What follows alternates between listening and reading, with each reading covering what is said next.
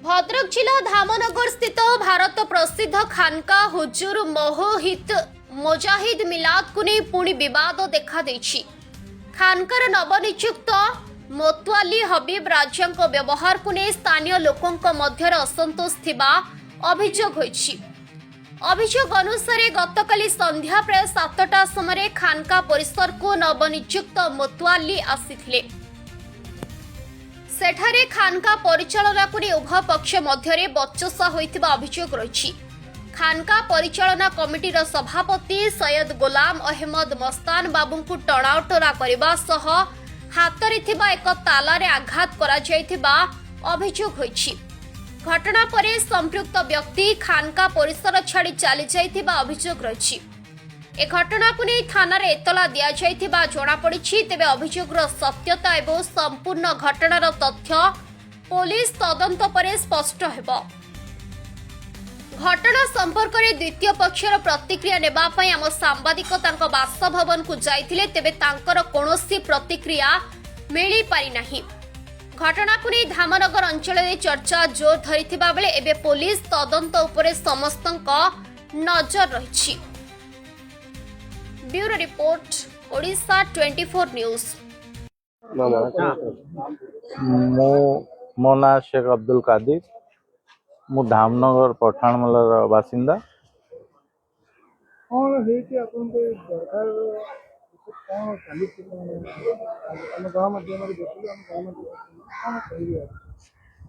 आमर काली जो गंडगोलटा है सी अचानक आसिकी जो ऑफिस पाखरे झमला करिबा से आम मर्माहत। किंतु आमर मुख्य हूँ जो आम आगुरी फातिया सब होउतला, विभिन्न ठाकुर फातिया सब होउतला। ये माने मतवाली साहब आमर जो पूर्व मतवाली थिले तांको देहांत परे ये सब बंद करदेले। एबेका जो किसी 4-5 जन कौचक मिसी माने मतवाली जी एबे नूतन मतवाली होइचंती तांको शिकाशिकी करी बंद कर देई थिले। तो आमे धामनगर वासी विभिन्न साई बस्ती रे जाहिकी माने डाकिकी आनिकी आमे सब एकाठा हलु। खानका शरीफ भितर आमे गोटे नूतन कमिटी गठन कलु। जो कमिटीर प्रेसिडेंट मान सभापति आमर सैयद गुलाम अहमद हबीबी को आमे चयन कलु। आउ तांको तत्व्यवधान रे सब काम सुरखुरु चली आउ भल भी चलती। धामनगरवासी तांको काम रे बहुत खुशी अछंती।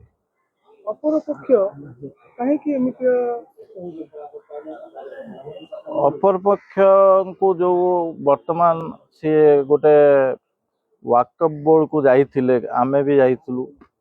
जहा द्वारा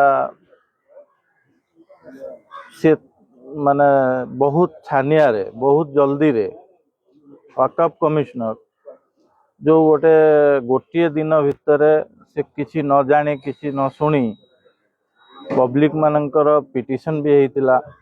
ता दिहरे से किसी न बुझी तांको गोटे मतवाली ऑर्डरटे करदेले गत 4 तारीख।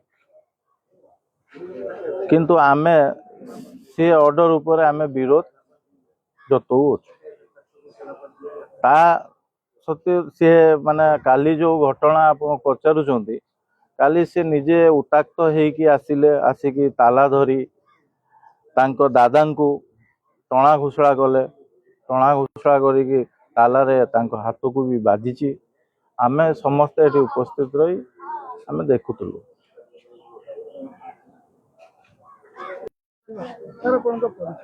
मो ना हूँ मोहम्मद जमील अहमद, मो घर पठानमला धामनगर।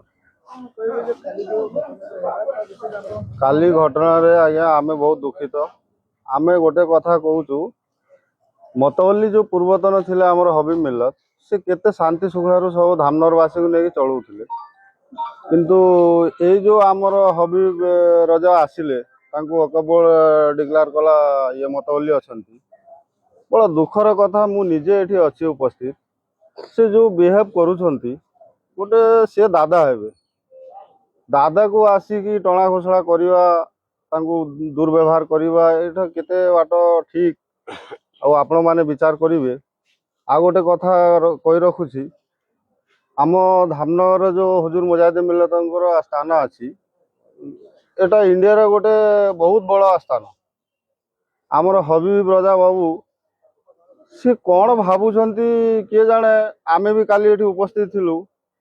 ଡାଇରେକ୍ଟ କହୁଛନ୍ତି ତମେ ମାନେ କିଏ, ତମ ବାପାର ଅଛି ଏଟା, ଏଟା ମୋ ବାପାର ପ୍ରପର୍ଟି ଅଛି, ମୋ ବାପାର ସମ୍ପତ୍ତି ଅଛି। କିନ୍ତୁ ଆମେ ଜାଣିଛୁ ଏଟା ମୁଜାହିଦ୍ଦିନ ମିଲ୍ଲତଙ୍କର ଅଛି, ସେଇଥିପାଇଁ ଆମେ ଏଠି ଆସୁଛୁ। ଆଉ ଯଦି ସେ କହୁଛନ୍ତି ତାଙ୍କ ବାପାର, ଆମେ ୱକଫ ବୋର୍ଡକୁ ଗୋଟେ ପ୍ରଶ୍ନ କରୁଛୁ, ଆପଣମାନେ ଏଟା ବିଚାର କରନ୍ତୁ। ଏ ଲୋକକୁ ଯୋଉ ଆପଣ ଦେଇଛନ୍ତି ମତବଲ୍ଲୀର ଭାରଟା, ଏଟା କେତେ ବାଟ ଠିକ ଆପଣ ବିଚାର କରିବେ। ଦ୍ୱିତୀୟରେ ରହିଲା ହବିବ ରଜା ବାବୁ, ଗୋଟେ କଥା ଚିନ୍ତା କରନ୍ତୁ, ଆପଣଙ୍କୁ ଧାମନଗରବାସୀ ସମ୍ମାନ ଦେଉଛନ୍ତି, ସେ ସମ୍ମାନଟାକୁ ଆପଣ ବଞ୍ଚେଇ ରଖନ୍ତୁ। ନଚେତ୍ ଆପଣ ଯୋଉ ବ୍ୟବହାର କରୁଛନ୍ତି ତାର ପରିଣାମଟା ବହୁତ ଅସୁବିଧା ହବ। ମୁଁ ଖୋଲି କହୁନି।